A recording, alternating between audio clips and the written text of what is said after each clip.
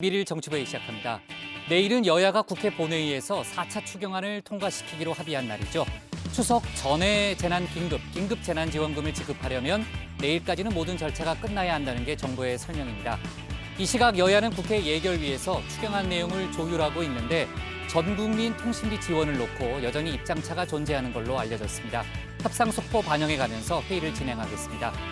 코로나 신규 확진자는 이틀째 두 자릿수를 기록했습니다.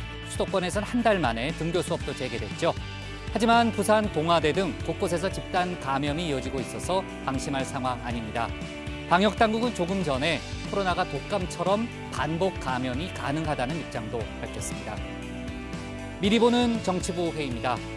문재인 대통령이 조금 전에 권력기관 개혁회의를 주재했습니다. 당정청이 합심해서 공수처가 조속히 출범하고 제 기능을 할 수 있게 하라고 주문했습니다. 국회 법사위는 오늘 민주당 김용민 의원이 발의한 공수처법 개정안을 상정했는데 추미애 장관은 개정안 취지에 공감한다고 밝혔습니다. 지난해 국회 패스트트랙 충돌 사건과 관련해서 오늘 옛 자유한국당 의원 등 관계자 27명의 첫 재판이 열렸습니다. 황교안 전 대표는 불면의 시간을 보내고 있다고 말했고요. 나경원 전 원내대표는 국회에서 벌어진 일로 법정에 오게 돼서 참담하다는 심경을 밝혔습니다. 국민의힘 박덕흠 의원, 국회 국토교통위 소속 당시 가족명의 건설회사를 통해서 피감기관들로부터 수천억 원대 공사를 특혜 수주했다는 의혹을 받고 있죠. 논란이 커지자 조금 전에 기자회견을 갖고 외압을 행사하거나 청탁을 한 적이 없다고 주장했습니다. 오늘도 다룰 뉴스 많습니다. 내려가서 본격적으로 정치부회의의 문을 열겠습니다.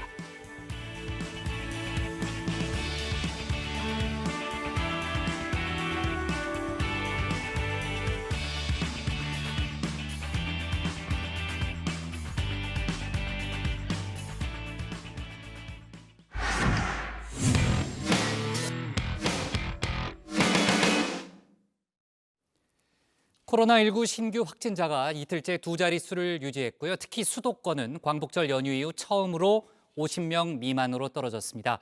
방역당국은 감소세는 분명하지만 추석 연휴까지는 안심할 수 없다는 입장인데요. 이번 주 금요일 25일에는 추석 연휴 특별 방역 대책도 발표할 예정입니다. 한편 국회에서는 4차 추경안 처리를 위한 예결위 논의가 한창인데요. 관련 소식을 신혜원 반장이 정리해봤습니다. 네, 코로나로 인한 사회적 거리 두기가 이어진 주말, 집콕도 아쉽지 않은 빅뉴스가 있었습니다. 한국 축구의 에이스, 영국 프리미어리그의 토트넘 호스퍼 손흥민 선수가 무려 4골을 몰아치면서 역대급 슈퍼 쏜데이를 선사했습니다. 크로스가 길든 짧든 폭발적인 스피드로 결국 골대로 꽂아 넣었는데요. 리그 첫 해트트릭에 프로 데뷔 후 한 경기 최다골 기록도 경신했습니다. 자, 이쯤 되면 이 골 넣는 영상도 좀 보여주면서 설명을 해야지 싶으실 텐데 안타깝게도 JTBC에겐 프리미어리그 중계권이 없어서 영상을 보여드릴 수가 없습니다. 자, JTBC에는 과거에 손 선수가 뛰던 독일 분데스리가 중계권을 샀다가 손 선수가 프리미어리그로 이적해버렸던 눈물 없이 들을 수 없는 역사도 있는데요. 자, 아무튼 앞으로도 손 선수의 멋진 활약을 기대해 보겠습니다. Hi guys, it's Sonny. Buzzing score 4 goals in the first time in the Premier League, but I'm really grateful for the teammate that give me the opportunity to score, especially to H. And I mean the last one really good job, incredible job. We deserve completely win, and we go on Tuesday again. Thank you for your support. Come on, you Spurs. 네, 본격적으로 발제를 시작해 보겠습니다. 지금 국회에서는 아침 8시부터 예결위 추경 조정 소위가 계속 진행 중입니다. 내일 본회의에서 처리할 7조 8천억 원 규모의 4차 추경안 심사가 한창인데요. 보통 이 소위는 비공개로 열리기 때문에 카메라가 여야의 인사말만 살짝 담았습니다. 제1차 추경 예산안 조정 소위원회를 개최하겠습니다. 국민들께 작지만 소중한 준비 같은 역할이 되었으면 좋겠습니다. 후에 저희가 살피겠습니다만 또 한편에서는 출석 집행을 가급적이면 많이 해야 한다고 하는 신속하게 심사하는 데 최선을 다하겠습니다. 심사를 해서 재정 부담이나 국민 부담을 최소화하면서 코로나 때문에 어려움을 겪고 필요한 도움을 드릴 수 있도록 좋은 심사 결과를 만들어 나가도록 노력하겠습니다. 고맙습니다. 네, 국회에 주어진 시간 그리 많지 않습니다. 약속한 시간은 내일 오후 2시 본회의입니다. 일단 예결위 조정 소위를 끝내고 나면 다시 예결위 전체 회의를 열고요. 최종적으로 정리한 결론을 명세서, 이른바 시트 작업을 해야 하는데 이 작업만 10시간 가까이 걸립니다. 기재부 공무원들도 아마 밤샘 각오를 했을 겁니다. 다만 첨예하게 갈리는 대목이 있습니다. 전 국민 2만 원 통신비 지원입니다. 정부는 통신비 지급 원활 유지를 강조하고 있지만 민주당 내에서조차 좀 논의가 필요하다라는 의견이 적지 않았습니다. 국민의힘은 통신비 예산 9,300억 원으로 차라리 독감 백신을 무료 접종하거나 돌봄비 지원 대상을 중고등학생까지 확대하자라는 대안을 제시했는데요. 뭐가 됐든 오늘 결론을 내야 같은 추경으로 묶여있는 2차 재난지원금의 추석 전 지급이 가능한 상황입니다.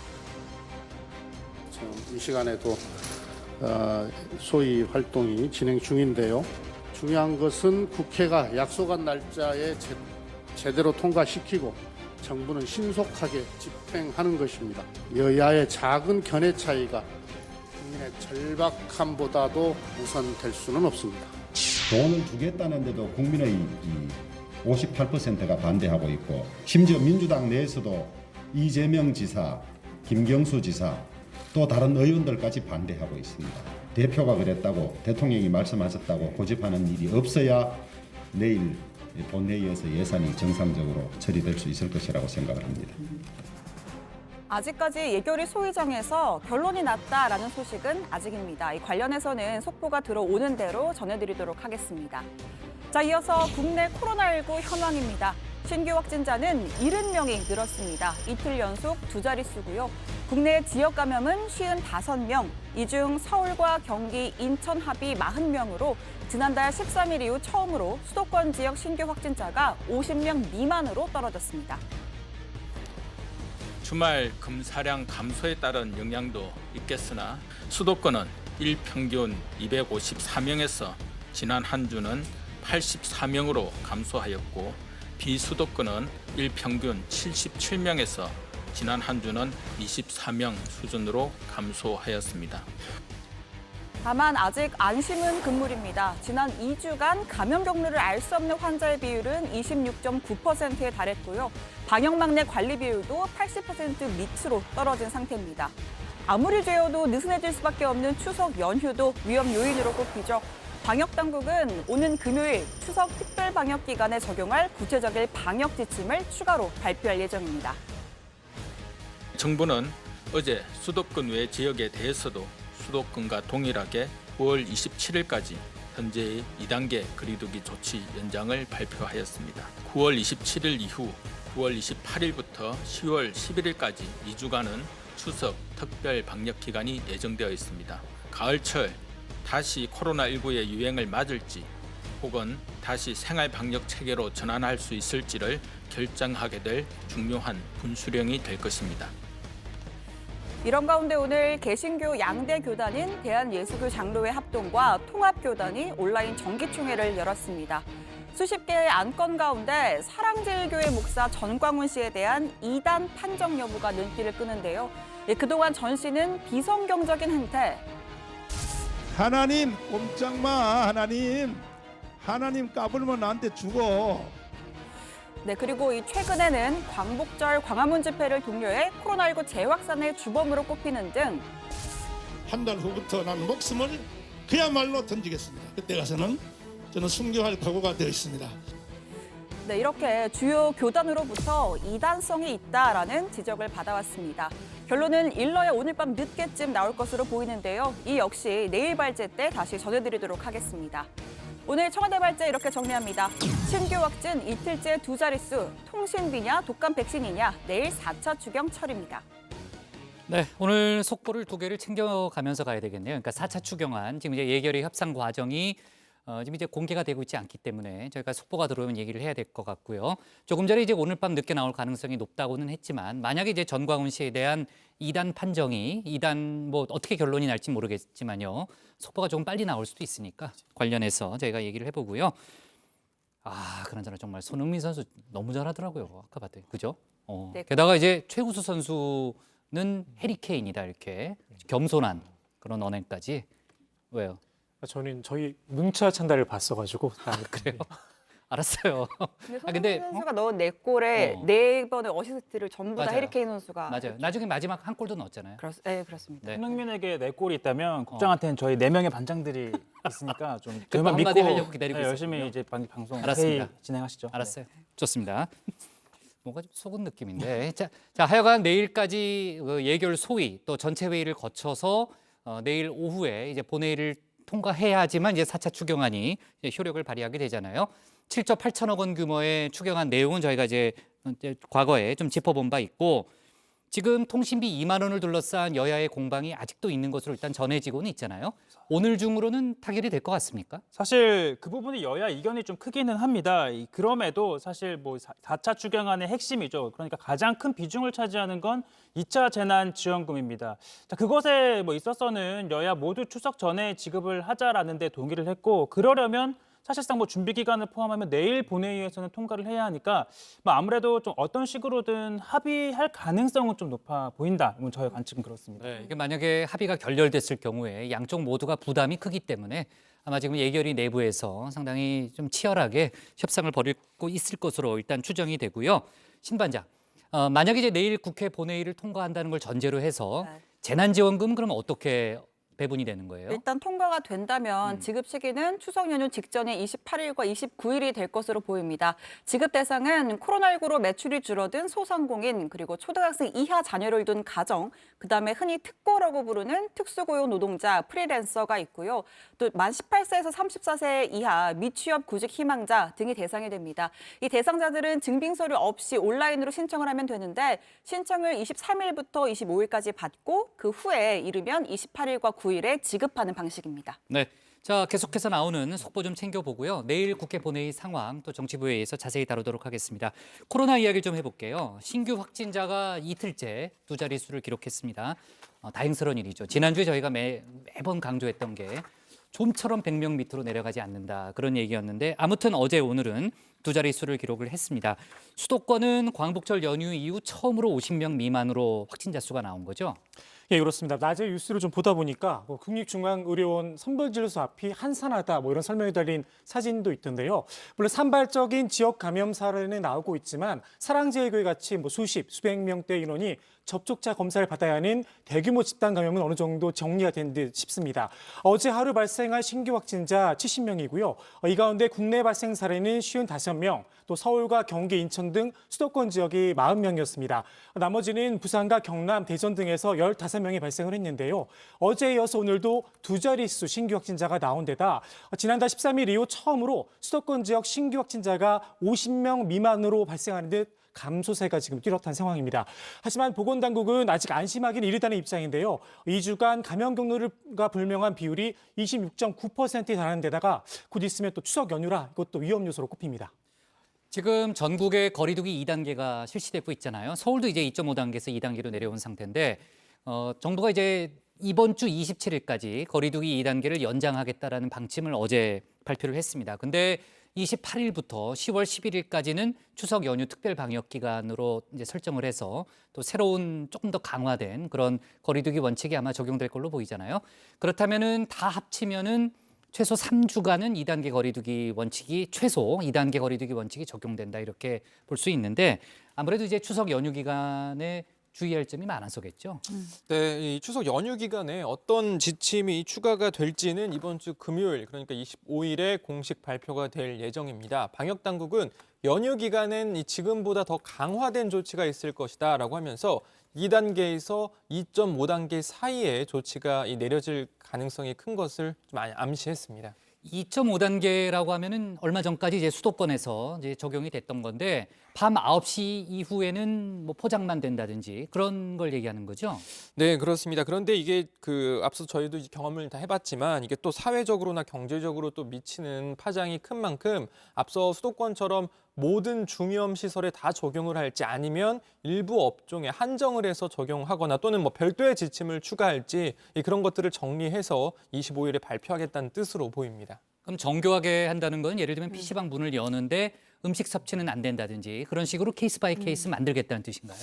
네, 일단 뭐 지금 일반 이 가게들도 뭐 좌석을 한 칸씩 띄어서 앉고 뭐 QR코드나 이 체온 체크 의무화하는 그런 조치들. 자, 저희도 앞서서 몇 번 전한 적이 있는데 이 추석 때에 이 대이동을 막기 위해서 연휴 기간 고속도로 통행료를 징수하고 또 휴게소에선 포장만 가능하게 하는 등의 조치가 취해질 예정이라고 합니다. 네, 이번에 이제 금요일에 발표되는 추석 연휴 특별 방역 대책은 상당히 자세한 매뉴얼이 될 가능성이 높겠네요. 지금 이제 고반장 설명 듣고 보니까요. 최 반장, 오늘부터 수도권 유초중고 학생들이 학교에 가기 시작했죠? 네, 지난달 26일부터 이 고3을 뺀 나머지 학생들은 전격 원격 수업 체제로 전환이 됐었는데요. 확산세가 좀 진정이 되면서 근 한 달 만에 학교에 가게 된 겁니다. 등교 수업을 재개하는 수도권 학교는 서울 2천여 개 학교고요. 인천 800여 개, 경기 4,200여 개 등입니다. 그러니까 7천여 개 정도 학교가 되는 거고요. 일단 유치원과 초중학교는 이 3분의 1 이내, 그리고 고등학교는 3분의 2 이내에서 등교 수업을 운영하고 추석 연휴가 끝난 이후에는 확진자 추이를 좀 살펴보면서 등교 수업을 확대할지를 추진한다는 방침입니다. 반응은 좀 엇갈리는 것 같은데요. 일부 학부모들은 이 기초학력 저하 또 돌봄 부담 등 문제를 해결하려면 등교 수업은 필요하다라는 입장인 반면 또 코로나 사태가 확실하게 안정될 때까지는 등교 수업을 좀 최소화해야 한다라는 입장도 있어 보입니다. 지금 교육부는 고3 학생들 학사 일정에 차질 없이 하겠다. 수능도 예정대로 차질 없이 치르겠다는 입장을 밝히고 있잖아요. 유은혜 부총리도 여러 번 관련된 입장을 내놨는데 하지만 학생들의 심적 부담은 상당할 수밖에 없죠. 아무래도 오늘 발표된 걸 보니까 올해 수능 응시 인원이 역대 최저라면서요. 네, 일단 올해 12월 3일에 치러지는 이번 이 대학 수학력 시험 지원자가 처음으로 40만 명대로 줄어들어서 역대 최소 인원을 기록했습니다. 지원자 수는 49만 3,400여 명인데요. 54만 8천여 명이 지원했던 지난해보다 그러니까 5만 5천여 명, 한 10% 정도가 줄어든 겁니다. 수능 제도가 도입된 1994년 이후 가장 적은 지원자 숫자입니다. 자, 전체 지원자 가운데 고3 재학생은 34만 7천여 명이고요. 재수생 등 졸업생은 13만 3천여 명이었습니다. 고3 재학생이 졸업생보다 더 많이 줄어들면서 수능 지원자 중에 졸업생 비율은 27%로 17년 만에 가장 높아졌습니다. 요새 대학교 같은 경우에는 대부분 온라인 대면 수업을 하고 있는 것으로 제가 알고 있는데요. 물론 이제 지역마다 약간의 차이는 있는 모양입니다. 그런데 오늘 부산의 한 대학에서요, 집단 감염 사례가 발생했다고요? 네, 그 부산의 동아대학교 부민 캠퍼스에서 모두 6명이 추가로 확진 판정을 받아서 관련 확진자가 12명으로 늘어났습니다. 지금 첫 증상을 보이는 확진자를 기준으로 해서 같은 학과 동아리 학생, 기숙사 동료 등으로 계속 번지는 중인데요. 확진자들의 접촉 장소가 광범위한 데다 20일에 귀가 조치된 기숙사생이 319명인데 거주지가 경남, 경북, 울산, 서울 등 다양해서 이들이 감염 확산의 고리가 될 수 있다 이런 걱정도 나옵니다. 현재 학교 학생과 관계자 중 접촉 정도에 따라서 478명은 자가격리 조치를 받고 있고요. 337명은 능동감시에 돌입을 했습니다. 자, 그리고요, 주말 사이에 얘기가 좀 나왔고 조금 전에 이제 방역 당국이 이제 확인한 내용인데 코로나에 걸렸던 사람이 다시 걸리는, 그러니까 재감염 의심 사례가 나왔다는 거죠? 네, 첫 재감염 의심 사례입니다. 아직까지는 이 의심자가 서울에 거주하는 20대 여성인데요. 지난 3월에 첫 번째 확진 판정을 받고 회복을 했다가 4월 초에 또다시 양성 판정을 받은 겁니다. 정은경 질병관리청장은 당장 재감염 사례라고 확정지어서 말하기는 좀 어렵지만 그럴 가능성을 보고 조사 중이다라는 입장입니다. 네, 어느 정도 가능성을 좀 높게 보는 그런 분위기긴 한 것 같은데 신 반장, 재감염이랑 재검출이라고는 다른 거죠? 네, 우리가 앞서서 이제 다시 양성 판정이 나왔다라는 네, 표현을 맞아요. 많이 썼잖아요. 그때는 원래 걸렸다가 바이러스 양이 줄면서 음성이 나왔다가 다시 늘면서 양성이 나온. 그게 재검출인가요? 그게 재검출된 예. 사례고요. 그러니까 한 번 걸린 사람이 바이러스 양에 따라서 이제 음양성이 나온 거고, 네. 근데 지금 설명한 재감염 의심 사례는 아예 새롭게 바이러스에 또 감염이 된 겁니다. 이 코로나 바이러스가 아미노산 차이에 따라서 6개 유형으로 구분을 하는데 좀 어렵지만 저희도 몇 번 소개를 한 적이 있죠. 이 20대 여성이 1차 감염됐을 때는 V형에 걸렸고 2차 감염됐을 때는 GH형에 걸린 것으로 알려졌습니다. 그러니까 다른 바이러스에 2번 걸린 거고 이렇게 세계적으로 보고된 재감염 사례는 단 5건에 불과하다고 합니다. 자, 정은경 질병관리청장은 만약 이게 재감염 사례로 최종적으로 판정이 나면 코로나 바이러스가 향후에 독감처럼 반복적으로 감염될 수 있다는 의미라고 설명을 했습니다. 직접 들어보시죠. 바이러스가 보통 감기를 일으키는 일반적인 코로나 바이러스나 인플루엔자처럼 바이러스가 일부 변이를 하게 되고 그런 경우에는 재감염이 어느 정도 가능하고 또 면역이 평생 유지가 되지는 않기 때문에 반복적으로 감염이 될 수 있는 일반적인 그런 감기 코로나 바이러스나 인플루엔자하고 유사하게 그런 면역의 패턴을 보여줄 수 있겠다라는 그런 의미이고요. 네, 그러니까 이제 코로나도 백신, 독감처럼 매년 백신을 맞아야 되는 그런 상황이네요. 듣고 보니까요. 자, 그리고 발제 뒷부분에 저희가 다뤘지만요. 개신교계 양대 교단이 지금 이제 회의를 하고 있습니다.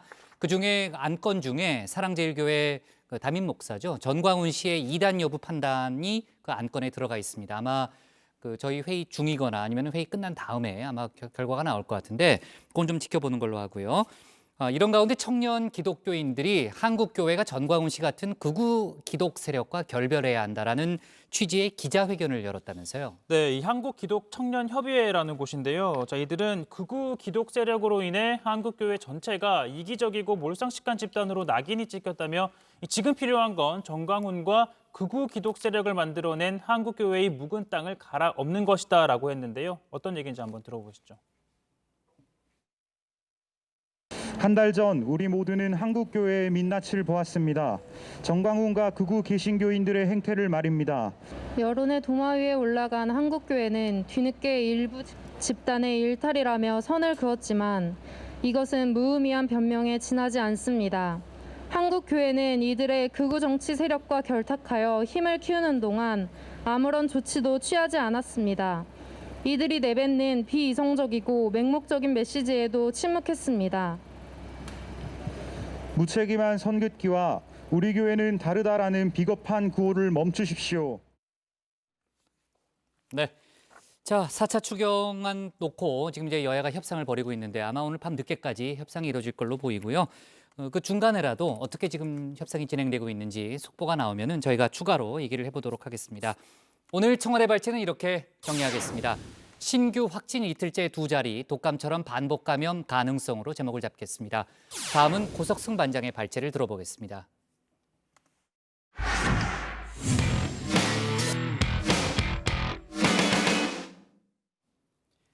벌써 1년하고도 5개월이 지난 국회 패스트트랙 충돌 사건에 대해서 오늘 법원의 첫 재판이 열렸습니다. 황교안 전 한국당 대표와 나경원 전 한국당 원내대표 그리고 이은재 전 의원 등이 잇따라 법원에 출석했습니다. 지금도 재판이 진행 중이죠. 나경원 전 의원은 국회에서 벌어진 일로 법정에 서게 된 것에 대해서 국민 여러분께 송구하다는 심경을 밝혔습니다. 관련한 내용을 고석순 반장 발제에서 짚어보겠습니다.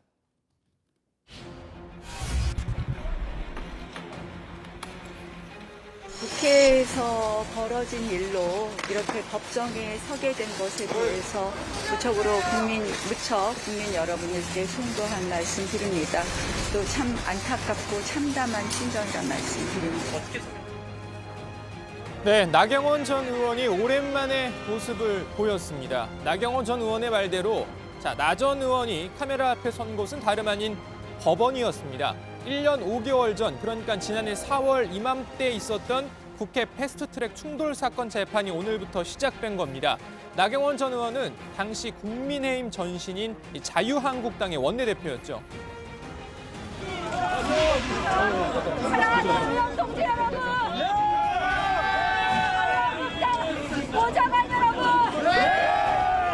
당직자 여러분! 오늘 대한민국 헌법을 지킵시다!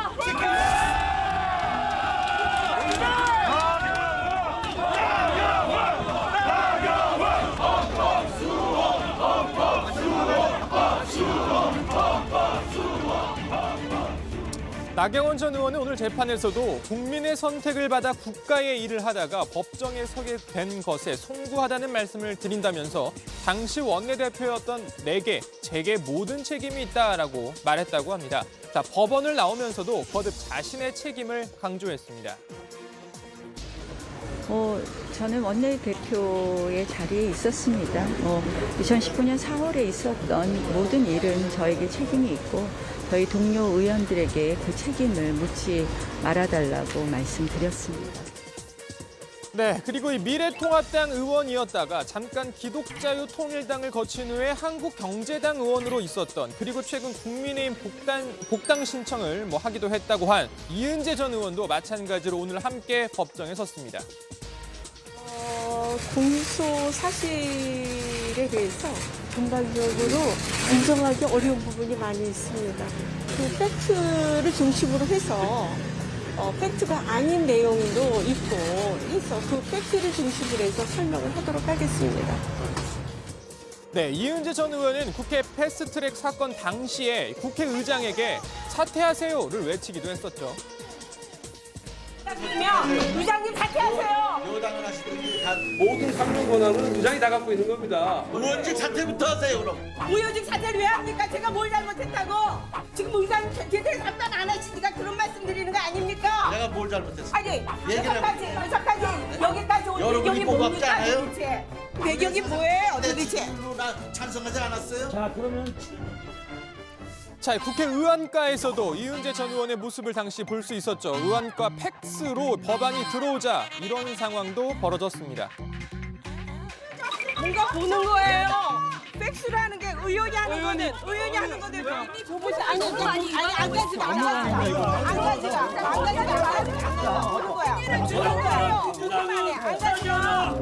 이게 갖고 있잖아요.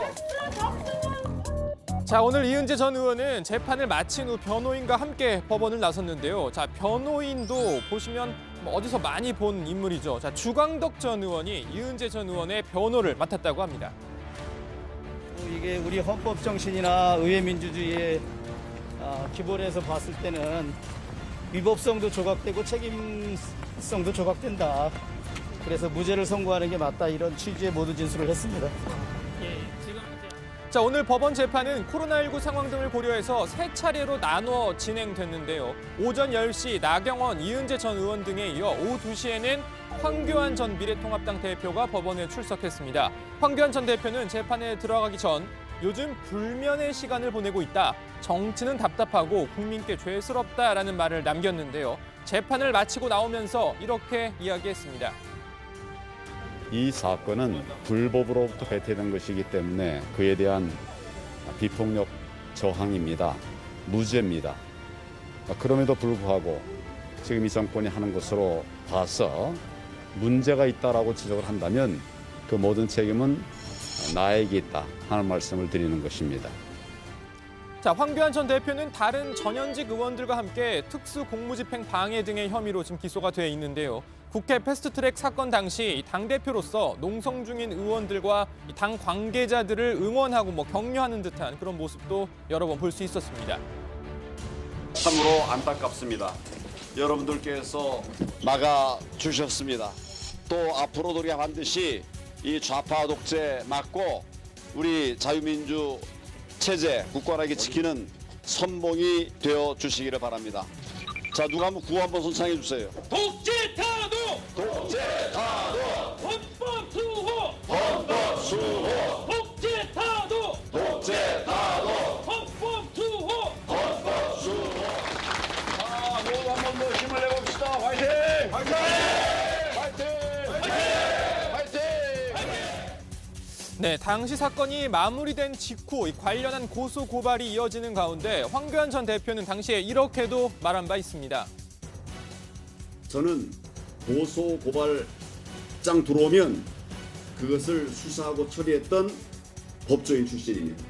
제가 여러분들에게 분명히 약속을 드립니다.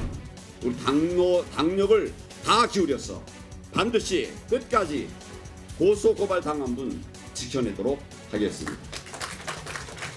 네, 그러고 보니 황교안 전 대표도 또 나경원 전 원내대표도 모두 법조인 출신이네요. 자, 오늘은 약식명령 청구를 포함해서 국회법 위반 등의 혐의로 기소된 국민의힘 그리고 전신 자유한국당 소속 관계자들과 전현직 의원들 27명의 관련 재판이 있었고요.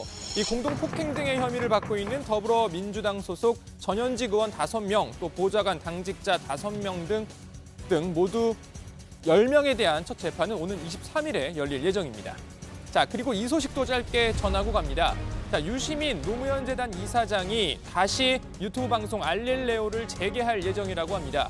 유시민 이사장은 지난 4.15 총선 직후 정치 비평을 중단하겠다고 밝힌 바 있죠.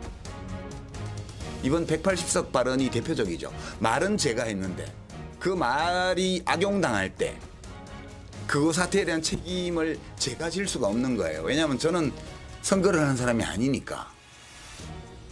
이 불일치 때문에 이 방송을 계속하다가는 큰일 나겠다. 예, 그래서 여기서 멈춰야 되겠다고 생각을 한 거죠. 네, 이번엔 정치 비평 대신 도서 비평으로 돌아온다고 하는데요. 전문가를 초청해서 책 소개와 비평 등을 갖는 형식으로 방송이 진행될 예정이라고 합니다. 자, 자리에 들어가서 이런저런 이 정치권 이야기 더 해보고요. 일단 오늘 발제 이렇게 정리합니다. 국회 패스트트랙 충돌 재판 본격화, 황교안, 나경원 등 출석. 네. 자, 아까 이제 고 반장이 설명했지만 지금 이제 코로나 상황이 심각하기 때문에 세 파트로 나눠서 재판이 진행이 됐습니다. 10시, 2시, 4시 이렇게 셋으로 나눠서 진행이 되고 있고요. 오늘은 이제 국회 패스트트랙 사건 당시 기준으로 했을 때 자유한국당 출신 관계자들만 출석을 한 거죠. 네, 그렇습니다. 오늘 재판은 국회법 위반 혐의로 기소가 됐죠. 국민의힘의 전신 자유한국당 출신 관계자들 27명에 대한 재판이었습니다. 약식 명령 청구도 포함된 숫자인데요. 황교안 전 대표와 나경원 전 원내대표는 물론이고 이은재, 정가윤, 강효상, 민경욱 전 의원 등 전직 의원들 그리고 장제원, 곽상도, 김태흠, 이철규 의원 등 현직 의원들도 포함이 되어 있습니다. 오늘 재판은 코로나19 상황 등을 고려해서 모두 3번에 나눠서 진행이 되는데요.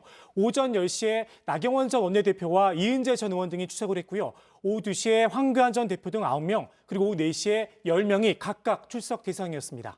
네, 뭐 전직 의원들도 그렇지만 현직 의원들 입장에서는 상당히 부담이 될 수 있는 그런 재판인데 장제원, 곽상도, 김태흠, 이철규 의원 등이 있는 거군요. 더 있겠죠.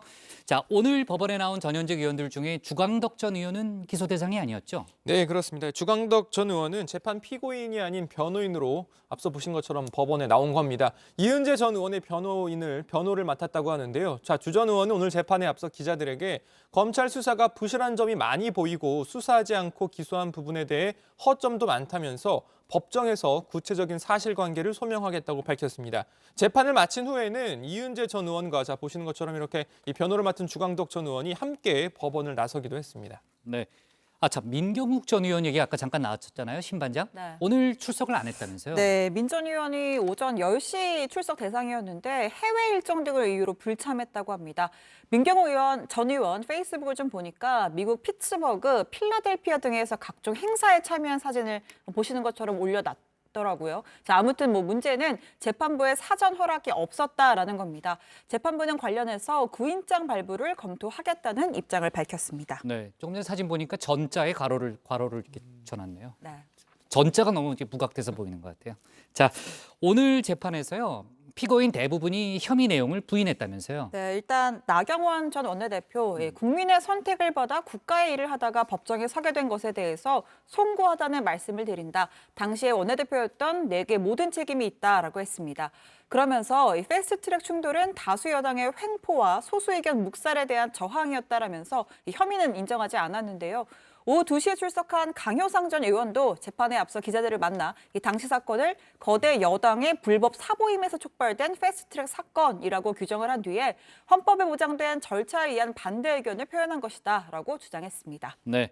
지금 엄청난 양의 동영상이 지금 이제 법정에 제출돼 있다. 증거 자료로 제출돼 있다. 그런 얘기는 저희가 예전에 짚어봤었죠. 오늘은 당시 자유한국당 소속 관계자들 27명에 대한 재판이었고요. 모레 23일에는 전현직 민주당 소속 관계자들의 재판이 예정돼 있는 거죠? 네, 오늘은 앞서 말씀드린 대로 약식 기소를 포함해서 한국당 출신 27명에 대한 재판이었고요. 민주당에서 기소된 관계자 10명에 대한 재판은 내일 모레 예정이 돼 있습니다. 이종걸, 표창원 전 의원, 그리고 박범계, 김병욱 현 의원 등 8명은 공동폭행 혐의로 불구속 기소가 됐었고요. 박주민 의원 등 2명은 약식 명령이 청구된 바 있습니다. 네. 자, 주제를 좀 바꿔볼게요. 이재명 경기지사와 한국조세재정연구원 관련 논란 저희가 지난주에 짚어본 바가 있죠.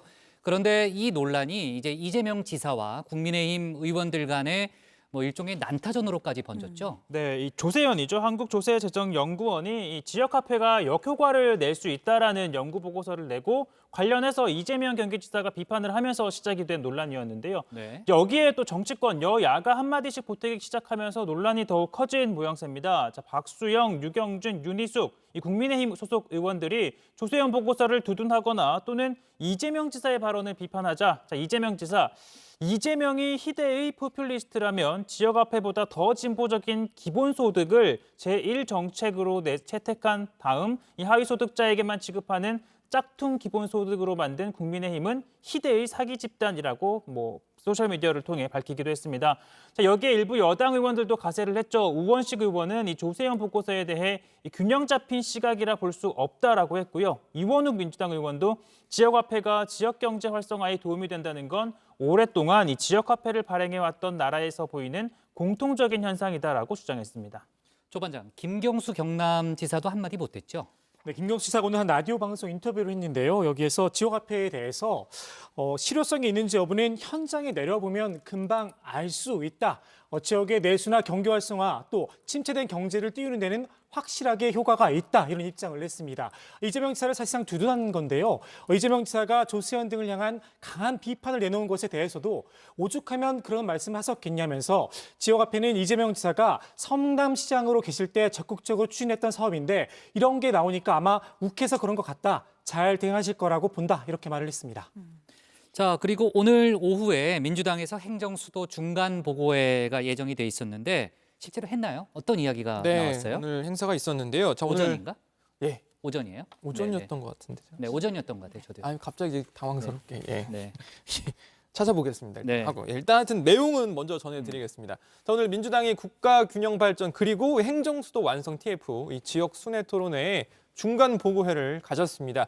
김태년 원내대표는요, 행정수도 완성은 국가 균형 발전의 촉매제 역할을 하게 될 것이라고 생각을 하고 국가의 100년 대계를 위한 핵심 과제이기도 하다면서 다극체제 발전 전략으로 전 국민의 삶을 바꾸고 국가의 미래를 이끌고자 한다라고 말했습니다. 자, 그리고 우원식 단장은요, 국민의힘을 향해서 한마디 했는데, 자, 즉각 이 국회 균형 발전 특위 구성에 협조할 것을 요구한다면서 국가의 100년 대계인 국가 균형 발전 일에 머리를 맞대자라고 말했습니다. 네. 자, 좋습니다. 아직 국회 관련해서 제가 쭉 일정을 보는데 아직은 특별히 들어오는 건 없네요. 지금 얘기한 행정수도 완성은 오전 11시. 제가 지금 급하게 찾아봤습니다. 네, 깜짝이야. 좋아요. 오늘 기사 제목은 이렇게 정리하겠습니다. 국회 패스트트랙 충돌 재판 본격화, 황교안, 나경원 등 출석으로 제목을 잡겠습니다. 다음은 조익신 반장의 발제를 들어보겠습니다.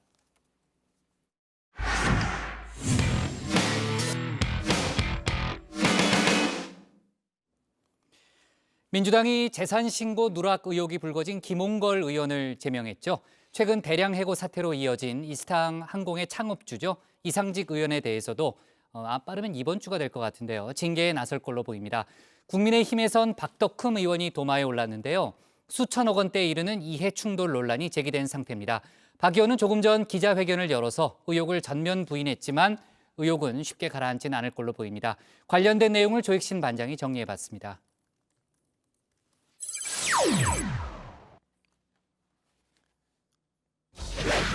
입참 마속, 눈물을 흘리며 마속을 벤다. 대의를 위해서라면 아끼는 사람도 버린다는 뜻인데요. 요즘 더불어민주당 분위기가 그렇습니다. 민주당판 공수처로 불리죠. 윤리감찰단을 출범시킨 지 50시간 만에 1호 징계를 내렸습니다. 대상은 최근 10억 원대의 재산신고 누락 의혹이 불거진 김홍걸 의원이었는데요. 결과는 제명이었습니다. 김홍걸 의원의 공직선거법 위반, 허위신고 등에 대한 조사를 개시했는 바 김홍걸 의원은 감찰 업무에 성실히 협조할 것으로 보이지 아니하였음. 전격적으로 내려진 초강수 징계에 김 의원 측도 입장문을 냈습니다. 윤리감찰에 협조했고 조사 일정도 협의를 했다는 겁니다. 성당 후사하겠다며 징계는 받아들였지만 뒤끝을 남긴 셈입니다. 김 의원은 이번 징계에 앞서 이낙연 대표에게 해명 전화를 했다고 합니다. 분양권은 신고 대상인 줄 몰랐다. 부동산 누락은 보좌진의 단순 실수다라고 말입니다. 하지만 이 대표는 감찰단의 손을 들어줬습니다. 기풍쇄신이란 원칙을 택한 겁니다. 김대중 전 대통령과 인연을 생각하면 쉽지 않은 판단이었을 듯 싶습니다. 그분의 공천으로 제가 국회의원을 시작했죠. 학생으로서, 기자로서, 정치인으로서의 시작이 늘 그분과 관련이 돼 있어요. 저희 아버지가 시장 바닥에서 대통령님을 배웠었는데 이낙연 기자는 변함없는 사람입니다. 이 말씀을 해주셨는데 저희 아버지가 돌아가실 때까지 대통령님의 그 말씀을 자랑거리로 생각하고 사셨습니다. 이 대표가 뽑아 올린 칼, 아직 칼집에 들어가지 않았습니다. 곧 2호 징계도 내려질 듯합니다. 최근 대량 정리해고 사태를 맞았죠. 이스타항공의 창업주 이상직 의원입니다. 그 사주가 현재로서는 여당의 국회의원이시긴 한데 도덕적인 범위를 넘어서 법률적 책임을 져야 되는 부분이 있지 않는지, 그리고 노동부 차원에서 행정적으로 감독을 하고 있지 않는지에 대해서 여쭤봅니다.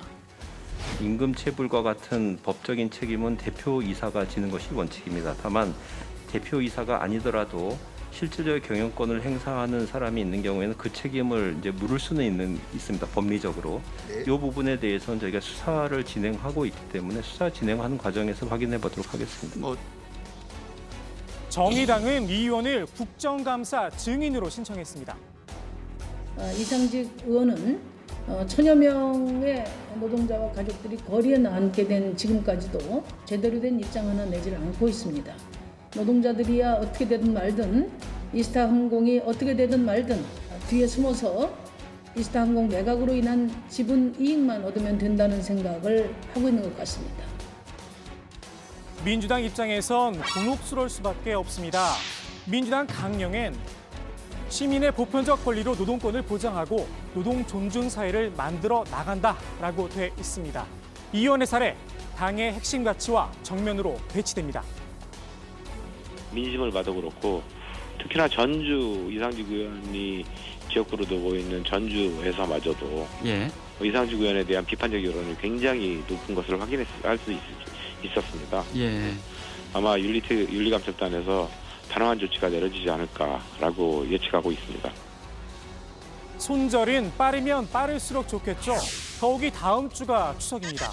굳이 추석 차례상에 씻고 뜯고 맛보고 즐길 안주거리를 올릴 필요는 없을 듯 싶습니다. 민주당이 올리고 싶은 안주는 따로 있습니다. 피감기관 공사 수주 의혹이 불거졌죠. 바로 국민의힘 박덕흠 의원입니다. 이제 언론 보도에 의하면 최소 1천억 또는 최대는 3천억까지도 이렇게 일감 몰아주기로 했다 이러지 않습니까? 이게 국회 역사상 최대이자 최악의 저는 이해충돌 사건이다 이렇게 보고요.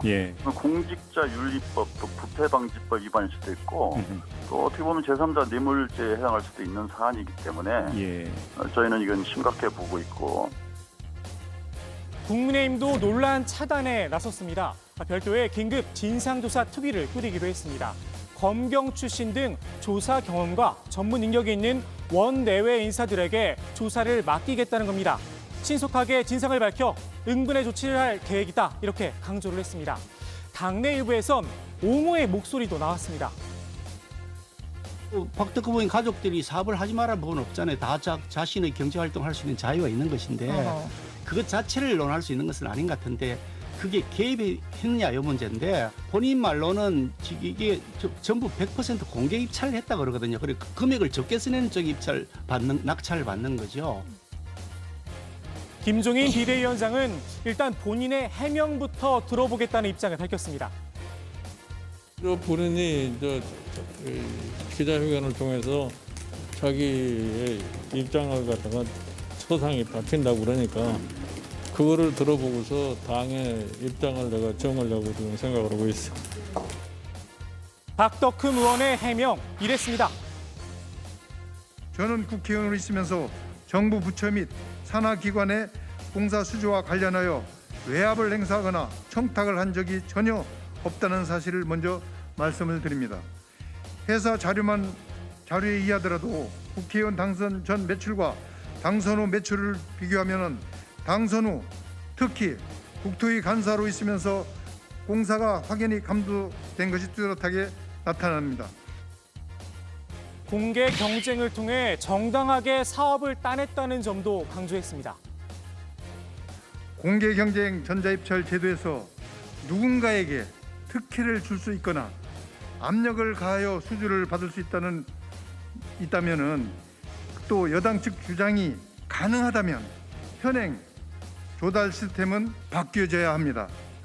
이는 정부가 만들어 놓은 G2B 시스템 국가 종합 전자 조달 시스템을 현 정부 스스로 공공성을 부정하는 모순적인 행태가 되겠습니다. 박 의원의 해명에 당장 민주당에선 이런 비판이 나왔습니다. 입찰 공고문이 여기 어떤 조건이 기재되는지가 굉장히 중요합니다. 그래서 공사 실적을 어디까지 인정할 거냐 또는 어떤 특정 기술이 업체 선정 요건에 명시되느냐 안 되느냐에 따라서 어느 업체가 선정되는지가 거의 결정된다고 봐도. 박 의원 건을 계기로 정치권 안팎에선 이번 기회에 이해충돌 방지법을 도입해야 한다는 이야기도 나옵니다. 지난 2015년 이른바 김영란법을 만들면서 이해충돌 방지 부분만 쏙 빠졌습니다. 당시 김영란 전 대법관도 납득을 하지 못했습니다. 현재 통과된 법은 3가지 분야 중에 가장 비중이 큰 한 가지가 빠져 있습니다. 그래서 그런 의미에서 반쪽 법안이다 이렇게 말씀드릴 수 있습니다. 왜 제대로 입법이 안 됐을까요? 이런 이유 때문입니다.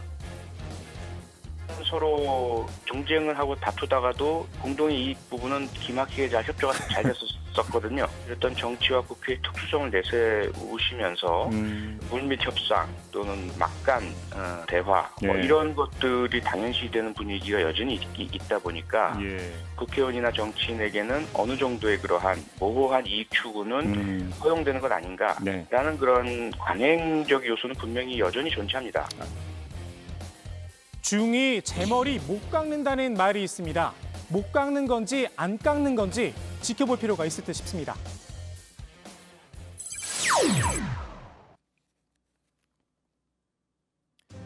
국민의힘이 당 색과 로고 발표를 또다시 미뤘습니다. 어제 발표하기로 했던 걸 오늘로 미뤘는데 또다시 내일로 연기했습니다. 의원총회를 열고 최종 조율 과정을 거치겠다는 겁니다. 앞서 국민의힘은 빨강과 파랑 그리고 노랑 3원색을 시안으로 공개했습니다. 기존의 빨강색과 함께 색의 3원색인 파랑과 노랑을 함께 혼용함으로써 보수와 중도, 진보를 함께 아우르는 다양성을 지닌 정당, 또 사고의 확장성을 지닌 정당을 지향하고자 합니다. 하지만 당내 반응은 썩 좋지 못합니다. 빨강은 과거 자유한국당의 상징색이었는데요. 태극기 세력 등 잊고 싶은 기억을 떠오르게 한다는 지적이 나옵니다. 여기에 파랑은 더불어민주당, 노랑은 정의당 색깔이라 거부감이 든다는 겁니다. 당내 설문조사에선 차라리 기존의 핑크색을 그대로 쓰자는 의견이 가장 많았다고 합니다. 비대위에선 노란색을 빼고 흰색을 넣자는 절충안도 나왔다고 하는데요. 앞서 민주당은 국민의힘이 당색 시안을 내놓자 루마니아 국기냐 비판을 했었죠. 노란색을 흰색으로 바꾼다면 프랑스 국기냐는 이야기가 나올 듯도 싶습니다. 국민의힘이 당색을 놓고 진통을 겪자 일부에선 잠재돼 있던 내부 갈등이 드러난 게 아니냐 이런 분석도 나옵니다. 의원들이 김종인 비대위에 정치적 색깔의 반기를 들고 있다는 겁니다. 실제로 이번 당색 결정 과정에서 의원들이 들러리냐 비대위 마음대로 하는 거냐 불만의 목소리가 높았다고 합니다. 김종인 위원장이 찬성 의견을 밝혔죠. 공정거래 3법을 놓고도 온도차가 느껴집니다. 당장 주호영 원내대표부터 선을 긋고 나섰습니다. 자꾸 공정경제 3법이라고 이야기를 하는 법은 그 안에 쟁점 사항들이 워낙 여러 가지가 있습니다. 그래서 쟁점 하나하나마다 우리 기업이라든지 국민들에게 미치는 영향이 크기 때문에 지금 정무위라든지 정책위를 중심으로 전문가의 의견도 듣고 저희들 의견을 정리해가는 그런 과정입니다. 관련 상임위 의원들도 생각이 다른 듯합니다. 11명 가운데 공정거래 3법 찬성 의견은 2명뿐이었습니다. 저도 그렇고 우리 위원장님도 그렇고 큰 틀에서는 뭐 수정하고 시장을 보완하자고 하는 거에는 전혀 이견이 없습니다. 그러나 반시장적 요소가 있어서 그게 기업을 옥죄거나 세계 경쟁력을 약화시키는 부분이 있으면 그거는 우리가 여야가 좀 협의하고 해서 그 부분을 좀 열어줘야 되고요. 김종인 비대위원장은 기존의 입장을 그대로 되풀이했습니다. 말씀드린 대로 경제 3법 자체가 그렇게 큰 문제가 있는 법이 아니에요. 그 내용 중에서 일부 의원들이 이제 이 논의하는 과정에서 뭐 시정이 몇 개 있으면 다소 고쳐질 수 있는 것인지는 모르지만 그 3법 자체를 갖다가 거부하거나 그래서는 안 된다고 생각합니다. 친기업 정서가 강했던 국민의힘. 과연 이번엔 변화된 모습을 보여줄 수 있을까요? 김종인 비대위가 다시 시험대에 올랐습니다. 오늘 국회 발제 이렇게 정리합니다. 민주당 김홍걸 읍참 마소, 박덕흠은 국민의힘 조사특위. 네, 국민의힘 박덕흠 의원이 조금 전에 이제 해명 기자회견을 가졌지만 논란은 쉽게 가라앉을 것 같아 보이지는 않습니다. 왜냐하면 언론 보도가 지금 쏟아지고 있고요. 여러 가지 의혹이 지금 한꺼번에 쏟아지고 있고 당내 진상조사위원회도 이제 출범을 한다는 거 아니겠습니까? 게다가 이제 뒤에 또 얘기해 보겠지만요. 검찰 조사도 검찰 수사도 지금 진행 중이기 때문에 아무튼 여러 가지 논란은 계속될 걸로 보이고요. 뒤에 조금 더 이야기해 보겠습니다. 지난주 금요일에 저희가 이제 정치부회의 끝난 직후에 이제 민주당이 김홍걸 의원을 제명 처리했다는 그런 속보가 들어왔죠. 일단 제명 처분을 내렸기 때문에 의원직은 유지할 수 있게 됐고요. 최 반장, 국회 차원의 징계는 어떻게 진행이 되고 있나요? 일단 국민의힘 측에서 윤리특위 회부를 할 건지 말 것인지를 좀 검토를 하고 있는 것으로 알려졌습니다. 자, 문제는 이 윤리특위에 올라가더라도 의원직을 잃을 가능성은 지극히 낮다는 건데요. 13대 국회 이후에 모두 197건의 의원 징계안이 제출됐지만 국장, 윤리특위를 통과한 게 몇 건인지 아세요? 한 건인가 그렇지 않아요? 네, 맞습니다. 딱 한 건. 그 네. 가운데 한 건이었는데 18대 국회 당시 제가 갑자기 물어봐서 좀 당황하신 건 아니죠? 당황하진 않았어요. 네. 잠깐 좀 딴 걸 좀 보고 있었는데. 네, 근데 여기 또 예. 정확하게 또 알고 계시네요. 예.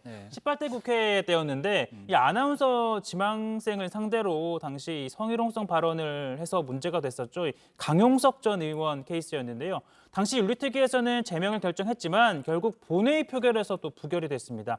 국회법상 의원 징계안은 무기명 투표로 이루어지는데요. 여야를 불문하고 뭐 동료 의원들이 반대표를 던져준 덕분이었죠. 네.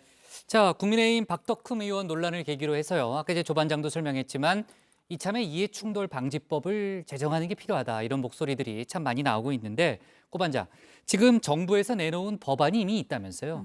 네, 이 권익위원회가 국회에 제출한 이 공직자의 이해충돌 방지법이 현재 정무위에 계류되어 있는 상태입니다. 여야는 현재 이해충돌과 관련한 부정적 여론을 감안해서 일단 법안 논의에는 시동을 걸 것으로 예상이 됩니다. 주호영 국민의힘 원내대표는 관련 입법을 주장해왔던 사람이라면서 제도화 논의도 가능하다라고 말했습니다. 민주당에서는 앞서 이 민영배 의원이 국회의원의 이해충돌 방지를 위한 국회법 개정안을 발의한 바 있습니다. 민주당 이원욱 의원이요. 이해충돌 관련해서 국회의원 전수조사를 하자 이런 제안도 했다면서요? 네, 이원욱 민주당 의원은 이번 기회에 이해충돌과 관련해 300명 국회의원의 전수조사를 해야 한다라고 하면서 국민이 국회를 지켜보고 있다라고 말했습니다. 국민이 납득할 수 있는 기준 마련도 필요하다라고 하면서 사문화된 국회 윤리특위가 제대로 작동할 수 있도록 해야 한다라고 강조했습니다. 자, 그리고 삼성물산의 사회이사를 지냈죠. 국민의힘 윤창현 의원 관련해서도 이해충돌 논란이 빚어졌다면서요. 네, 이 삼성물산과 제일모직의 합병 당시에 삼성물산 사회이사를 지냈던 윤창현 국민의힘 의원이 국회 정무위원회에서 활동하는 것이 이해충돌 아니냐라는 지적이 나오고 있습니다. 오늘 정무위에서 윤 의원의 신상 발언이 있었는데요. 윤 의원은 삼성물산 제일모직 합병건과 관련해서 자신도 검찰에서 강도 높은 조사를 받았지만 공소장에 자신의 이름은 나오지 않는다, 억울하다라는 입장을 밝혔습니다. 윤 의원은 사회이사를 수행하면서 5년 전에 합병건에 찬성했다는 이유 하나로 오너와 유착관계라고 하면 저에게 너무하다라고 덧붙이기도 했습니다. 이에 대해서 같은 정무위원이죠. 박용진 더불어민주당 의원이 반박에 나섰는데요. 삼성물산 경영진과 사회이사들이 당시 삼성물산 주식이 하나도 없는 이재용 삼성전자 부회장을 위해서 삼성물산에 불이익을 준 행위를 했다는 것 자체가 문제다. 이렇게 지적을 했습니다. 합병과 관련한 여러 불법 행위에 대해서 정무위에서 따져봐야 하고 국정감사에 관련자들이 증인으로 신청돼 있다면서 삼성물산 사회이사로 있던 윤 의원은 이해충돌 또는 국민적 신뢰의 논란이 있을 수 있으니 역할을 회피해주는 게 맞다. 이렇게 말을 했습니다. 자, 그리고 이해 충돌하고는 좀 별개의 건이긴 한데요. 검찰이 국민의힘 박덕흠 의원이 대한전문건설협회장 당시에 협회에 거액의 손해를 끼친 혐의와 관련해서도 수사에 착수했다면서요? 네, 관련한 고발이 있었기 때문인데요. 대한전문건설협회 그리고 전문건설공제조합의 전직 기관장들이 박덕흠 의원을 이 특경법상 배임 혐의로 고발을 한 겁니다. 자, 고발인들은요, 이 박 의원이 대한전문건설협회장이던 지난 2009년 이 지인이 소유한 충북 음성군의 골프장을 이 시세보다 200억 원 비싼 값에 사들여 이 건설공제조합의 재산상 손해를 끼쳤다라고 주장한 것으로 알려지고 있습니다. 자, 고발장을 접수한 서울중앙지검이 해당 사건을 조사 2부에 배당을 했고요. 본격적인 수사에 나설 것으로 보입니다. 네. 자, 박덕흠 의원 관련해서는요, 관련한 속보가 더 있으면요, 저희가 내일 또 정치부회의 때 다루도록 하고요. 해외 소식으로 좀 넘어가 보겠습니다. 스가 요시히데 일본 총리가 취임 나흘 만에 트럼프 미국 대통령과 전화 통화를 가졌다면서요? 네, 스가 일본 총리가 어젯밤 트럼프 미국 대통령과 통화를 했는데요. 스가 총리는 이 통화를 마치고 기자들에게 미일 동맹 강화에 합의했다라고 말했습니다. 자, 미일 양 정상은 또 이 코로나19 대응과 이 중국을 견제하기 위한 인도태평양 전략 추진에도 협력하기로 했습니다. 스가 총리는 트럼프 대통령과의 통화에 앞서서 스콧 모리슨 호주 총리와도 전화회담을 가졌습니다. 아직 문재인 대통령과의 전화회담 일정은 알려지지 않았습니다. 대신 이 취임 축하 서한에 대한 답신 서한을 보냈는데요. 스가 총리는 문재인 대통령의 축하 서한에 감사를 표한 뒤에 양국이 중요한 이웃 나라임을 강조했습니다. 자, 그러면서 어려운 문제를 극복해서 이 미래지향적 양국 관계 구축을 기대한다라고 전했습니다. 네. 자, 그리고요, 아베 신조 전 일본 총리, 근황이 그렇게 궁금하진 않은데 그래도 저희가 좀 짚어봐야죠. 퇴임한 지 사흘 만에 태평양 전쟁 A급 전범이 합사된 야스쿠니 신사를 참배했다고요? 네, 주말에 이 속보가 뜬 걸 보고 좀 기분이 좋지 않아졌는데, 아베 전 총리가 19일 오전에 트위터에 사진 하나를 올렸습니다. 사진 보시는 것처럼 야스쿠니 신사 경내를 걷는 모습이 담겨 있습니다. 아베 전 총리는 이 사진과 함께 16일 총리 퇴임을 했다고 영령에게 보고했다라고 글을 올렸는데요. 이 신사 방명록에는 전 총리 아베 신조라고도 적었습니다. 아베 전 총리가 야스쿠니 신사를 참배한 건 지난 2013년 12월 이후 6년 8개월 만인데, 당시 재집권 1주년을 맞아서 전격적으로 이 야스쿠니 신사를 찾았다가 국제사회에 아주 거센 비판을 받았습니다. 우리나라와 중국은 물론이고 미국까지 나서서 실망감을 표출했었고, 그 이후로는 봄과 가을 제사 때 곡물이나 곡물 대금을 보내는 걸로 참배를 대신해 왔는데요. 우리 외교부는 아베의 이번 참배에 대해서 깊은 우려와 유감을 표시했습니다. 네.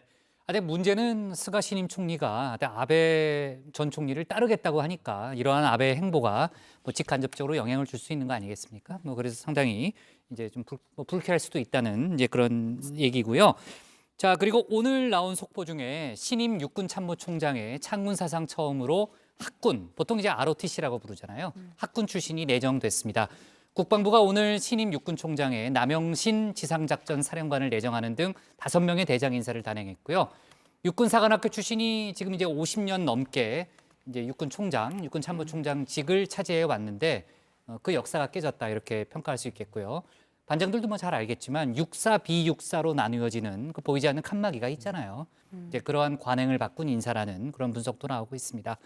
남영신 내정자가 초대 안보지원사령관을 맡았죠. 서욱 국방장관과는 이제 임관 기준으로는 동기입니다. 네. 자, 오늘 국회 발제는요, 이렇게 정리하겠습니다.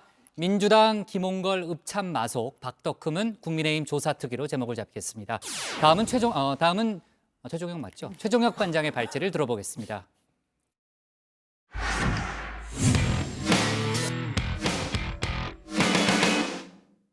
네, 미안해요. 고석승이라고 얘기하려고 했어요. 고석승 반장을 제가 워낙 좋아하다 보니까. 그렇죠. 예, 언제나 제 생각밖에 안 하시니까. 알았습니다. 예. 네. 오늘 청와대에선 문재인 대통령이 주재한 권력기관 개혁회의가 열렸습니다. 문 대통령은 모든 준비가 다 끝났음에도 공수처 출범이 늦어지고 있다면서 당정청이 합심해서 또 야당과의 협력에도 힘을 내주길 바란다고 당부했습니다.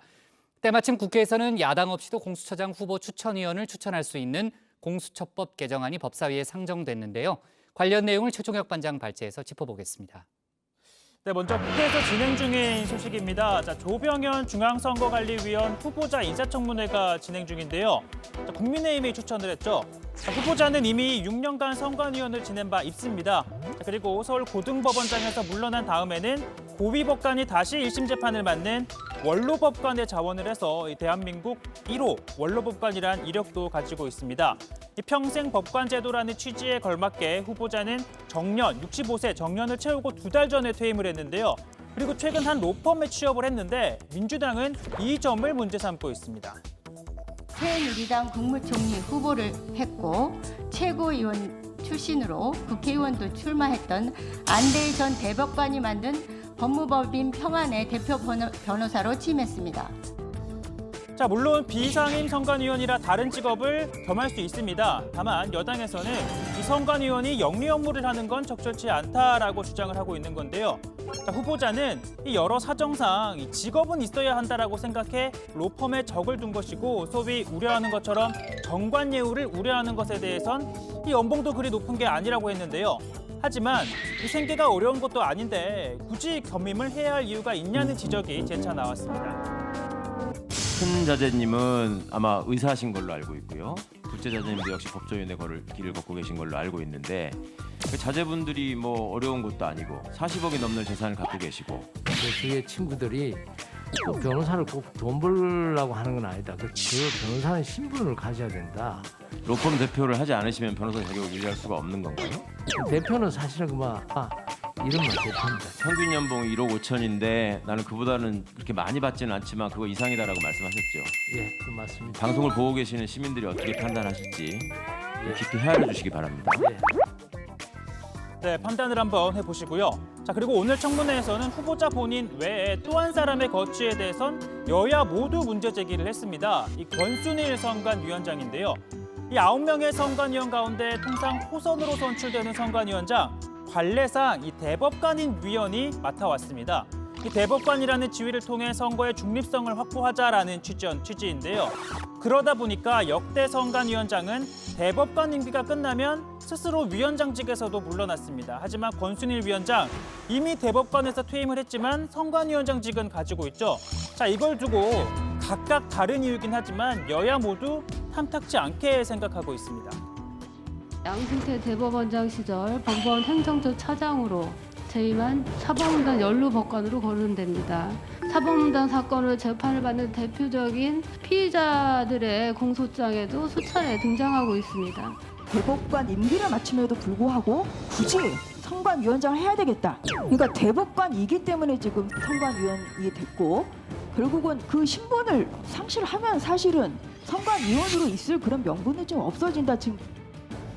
자, 이렇게 위원장의 거취에 대해서 조 후보자 위원장이 결정할 문제라고 밝혔고요. 자, 선관위 현황과 관련해서 야당에서는 이 4.15 총선 부정선거 의혹을 제기했습니다. 하지만 후보자 그럴 수준, 그러니까 부정선거 의혹은 아니라고 강조를 했습니다. 부정투표도 없었다고 했고요. 자, 민경욱 전 의원 등이 제기한 총선 무효 소송에 대해서는 결과에 따라 처리하면 될 것으로 생각한다. 원론적인 입장을 내놨습니다. 자, 그리고 야당 연일 추미애 법무부 장관을 향한 공세의 끈을 놓지 않고 있는데요. 자, 아들의 추가 특혜 의혹에 이어 이번엔 정치자금법 위반 의혹을 겨냥하고 있습니다. 앞서 딸이 운영하는 식당에서 간담회를 갖고 정치자금으로 식사를 한 점 문제 삼은 적 있었는데요. 자, 이번에는요. 몬파카논. 네, 몬파카논. 무슨 말이냐고요? 계속해서 한번 들어보시죠. 몸은 파주부대에 있는데 카드는 의장 고깃집에 있습니다. 자, 2017년 1월 3일입니다. 당시 민주당 대표였던 추미애 장관 경기 파주의 한 군부대를 방문했는데요. 새해를 맞아 장병들을 격려했습니다. 새해 복 많이 받으시고 건강하시기 바랍니다. 전 장병 여러분들께 따뜻한 아메리카노 한 잔씩을 제가 쏘기로 하겠습니다. 네, 추운 겨울 장병들에게 아주 따뜻한 힘이 됐을 것 같은데요. 그러곤 이렇게 말을 했습니다. 제 아들은 이제 새내기 군인이 되려고 논산훈련소에서 입교를 해서 5주간의 훈련을 마치고 오늘이 수료식인데 제가 아들 보러 가는 대신 여러분을 보러 왔습니다. 아마 우리 아들도 눈물을 머금고 이해를 해줄 것 같습니다. 솔직히 뭐 아들만큼이나 고된 훈련을 마친 아이를 보러 가지 못하는 어머니도 또 눈물을 머금었을 겁니다. 대신 이 수료식에는 남편과 시어머니가 참석을 했다고 하죠. 자, 그런데 야당이 공개한 자료에 따르면요. 이날 충남 논산의 한 식당에서 의원 간담회를 갖고 정치 자금을 사용한 것으로 되어 있습니다. 아까 보신 것처럼 추미애 장관은 이날 파주에서 장병들과 함께 밥을 먹었는데요. 자, 야당은 그러다 보니 이 정치 후원금을 가족들이 썼고 이건 정치자금법을 위반한 것이라고 주장하고 있습니다. 자, 추 장관을 둘러싼 논란으로 야권은 대통령의 책임론을 계속해서 제기하고 있죠. 지난 토요일이었는데요. 청년의 날 기념식에서 이 대통령이 청년들 앞에서 수없이 강조한 이 말을 문제 삼았습니다. 정부는 기회의 공정을 위해 최선을 다하겠습니다. 공정을 위해 노력하는 과정에서 비로소 모습을 드러내는 불공정도 있었습니다. 때로는 하나의 공정이 다른 불공정을 초래하기도 했습니다. 네, 바로 이 공정인데요. 문재인 대통령은 공정한 사회를 만들겠다. 청년들이 느끼는 불공정 문제를 개선해 나가겠다라고 약속을 했죠. 자, 야당은 대통령이 이런 말을 할 자격이 있느냐고 또 되물어 봅니다. 그동안에 불공정 사례가 여러 가지가 있었을 거 아니에요. 그거를 하나라도 뭐 시정을 하면서 공정을 강조해야지. 그거는 그냥 모른 척 지나면서 공정은 아무리 강조를 해봐야 그거는 별다른 의미가 없다고 생각합니다. 추미애 법무부 장관에 대해서는 지나가는 빈말이라도 한마디 하신 후에 공정을 입에 담으셨어야 했습니다. 문재인 대통령께 요구합니다. 많은 국민들이 물러나라고 하는 장관은 좀 자르십시오. 자, 야당이 이렇게 대통령의 발언을 문제 삼고 또 대통령을 비판한 것과 관련해 청와대는 대한민국 대통령에게 기본적인 예의는 갖췄으면 좋겠다라고 밝혔습니다. 자, 일단 청와대와 정부 여당 연일 추미애 장관에게 힘을 실어주고 있는 모양새인데요. 문재인 대통령 주재로 오늘 권력기관 개혁회의가 열렸고 추 장관 직접 참석을 했습니다. 민주당도 야당이 협조하지 않아 공수처 출범에 차질이 빚어지고 있다며 법을 개정해서라도 속도를 내겠다고 밝혔습니다. 국민의힘이라는 한 정당의 반대로 법이 시행되지 못하는 이 헌정사상 초유의 사태가 계속되고 있습니다. 이번 법 개정을 통해서 더불어민주당은 반드시 빠른 시일 내에 온전한 공수처를 출범시키겠습니다. 공수처의 목표는 고위공직자의 특권과 반칙이 없는 사회. 두 번째, 정치적 사건에 대해서 엄정하게 정치 중립이 보장되는 수사. 세 번째, 검찰개혁. 세 가지입니다. 네, 오늘 발제 이렇게 정리합니다. 국민의힘 아들 의혹 이어 추미애 정치자금 의혹 겨냥입니다. 자, 오늘 오후에 문재인 대통령이 주재하는 청와대 권력기관 개혁회의가 열렸고요. 조금 전에 이제 정부 부처의 합동 브리핑도 있었습니다. 문재인 대통령은 뭐 여러 가지 얘기를 했는데요. 이제 그동안에 이제 권력기관 개혁 뭐 성과라든지 이런 것도 점검했고요. 공수처 관련해서는 조속히 출범해야 한다. 그러기 위해서 야당과의 협력에도 더 속도를 내라는 그런 주문을 했죠. 네, 청와대가 오늘 제2차 권력기관 개혁 전략회의를 열었는데요. 문 대통령은 권력기관 개혁은 돌이킬 수 없을 만큼 진척을 이루고 있다라고 하면서 입법사안은 국회와 긴밀히 협조하고 입법이 이뤄진 것은 조속히 시행되도록 노력해야 한다라고 촉구했습니다. 권력기관 간의 균제와 균형과 견제를 이루면서 유기적으로 협력할 수 있게 되면 국민의 명령에 더욱 철저히 복무하게 될 것입니다. 공수처는 입법과 행정적인 설립 준비가 이미 다 끝난 상태인데도 출범이 늦어지고 있습니다. 조속히 출범하여 재기능을 할 수 있도록 당정청이 합심하고 공수처장 추천 등 야당과의 협력에도 힘을 내주길 바랍니다. 네, 권력기관 개혁회의는 지난해 2월 1차 회의가 열린 이후에 1년 7개월 만에 다시 열렸는데요. 박지원 국정원장, 추미애 법무부 장관, 진영 행안부 장관, 그리고 민주당 원내지도부와 청와대 참모들이 참석을 했습니다. 자, 특히나 이 다른 참석자들은 대부분 이 회의장의 사전에 입장에 앉아 있었지만 지금 이 화면에 나오는 것처럼 이 추미애 장관은 이 문 대통령과 함께 입장을 했는데요. 그러다 보니까 이 아들 관련 논란으로 정치권이 시끄러운 상황에서 이 문 대통령이 추미애 장관을 청와대로 불러 검찰 개혁을 논의하는 것 자체가 약간 뭐 힘을 실어주기 위한 것이다 이런 해석이 또 일부에서 나왔는데요. 예. 다만 청와대는 현재의 판과 연계시키지는 말아달라 이렇게 선을 그었습니다. 연계시키지 말아달라고 선을 그었군요. 근데 이제 일단은 좀 같이 들어오는 거는 좀 이례적인 거 아니에요? 네, 뭐 그러다 보니까 청와대 고위 관계자가 추가 설명을 좀 해줬습니다. 자, 이 추미애 장관이 행사장 밖에서 대통령을 영접하기 위해서 대기하다가 함께 들어온 것이다라고 설명을 했는데요. 통상 내각에서는 영접을 할 때 의전 서열에 따라서 하는데 참석자 가운데 법무부 장관이 높았기 때문에 이 추미애 장관이 기다리다가 함께 들어온 거라는 겁니다. 그리고 따로 환담을 가진 것도 아니고 영접 후 행사장까지 입장하는 데 걸린 시간이 30초밖에 안 된다. 뭐 따로 독대할 시간은 없었다라고 설명을 했고요.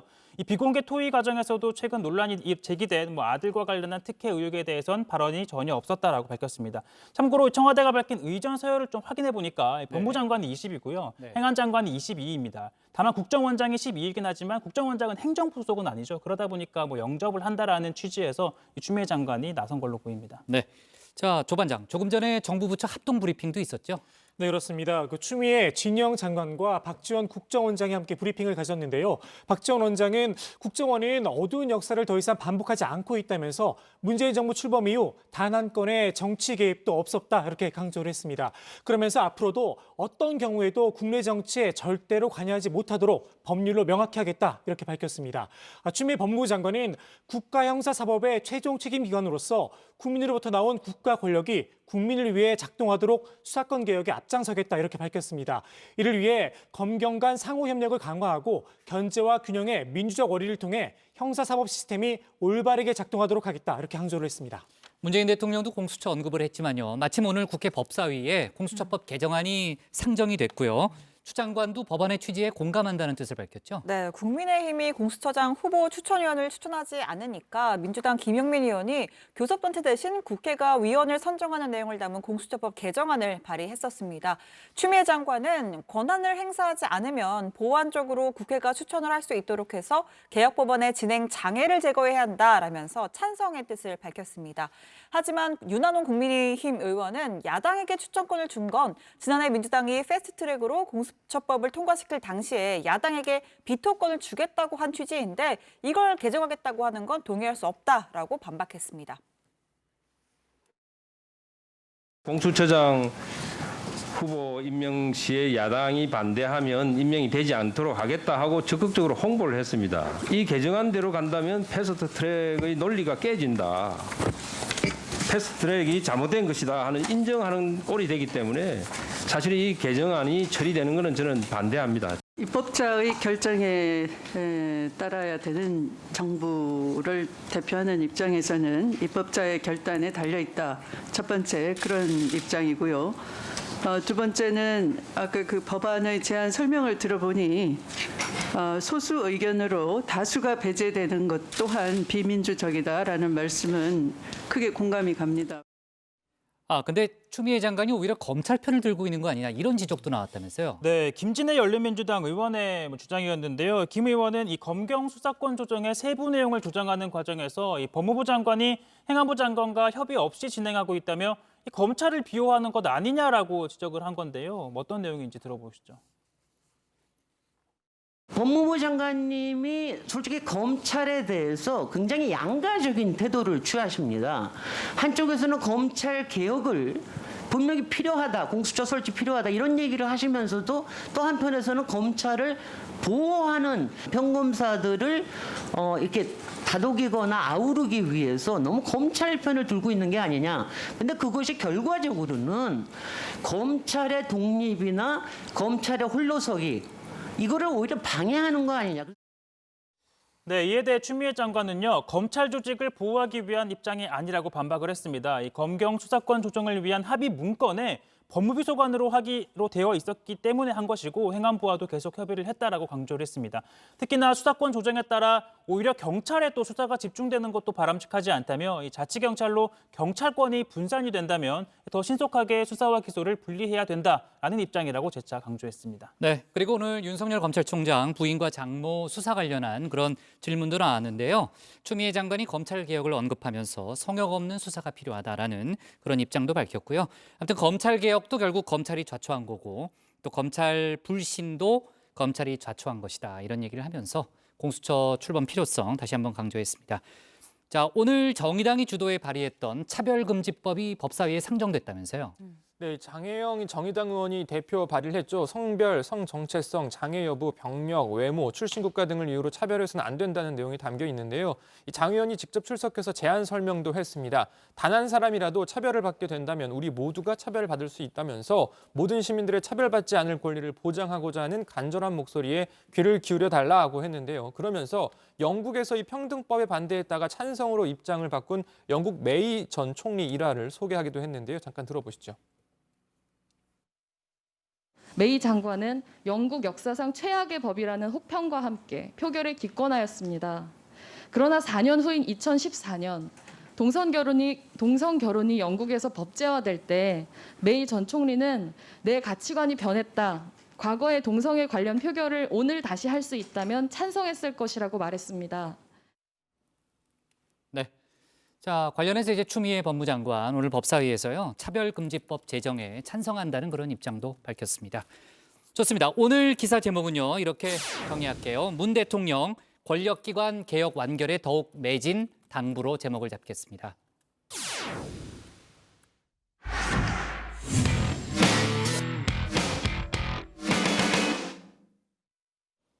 네, 오늘 저희가 고른 한 컷은 순경 시험 문제 유출, 경찰청장 시험관리 미숙 사과입니다. 주말 사이 치러진 경찰 공무원 필기 시험이 형평성 논란에 휩싸였습니다. 문제의 시작이 된 사진인데요. 일부 시험장에서는 시험 시작도 전에 이렇게 바뀐 질문을 칠판에 적어뒀습니다. 소지품을 가지고 있던 응시자들은 당연히 미리 답을 확인할 수 있었죠. 한 문제로 당락이 바뀔 수 있는 만큼 논란은 일파만파 커졌습니다. 결국 김창룡 경찰청장은 오늘 시험 관리에 대한 사과와 함께 대안을 발표했는데요. 해당 문제를 모두 정답 처리해서 커트라인을 넘기면 제한 없이 추가 합격시키겠다고 했습니다. 하지만 어쨌거나 수험생들에겐 여러모로 불편한 상황이죠. 혼란에 빠진 수험생들에게 불이익이 없도록 후속 조처 또한 발빠르게 이뤄져야 되겠습니다. 오늘 정치부에는 여기까지입니다. 저희는 내일 오후 5시에 다시 찾아뵙겠습니다. 네, 수고했습니다. 국회 상황 좀 챙겨봐요. 내일 본회의 뭐 이상 없겠죠. 오늘 밤에 누가 최반장이 좀 챙겨요.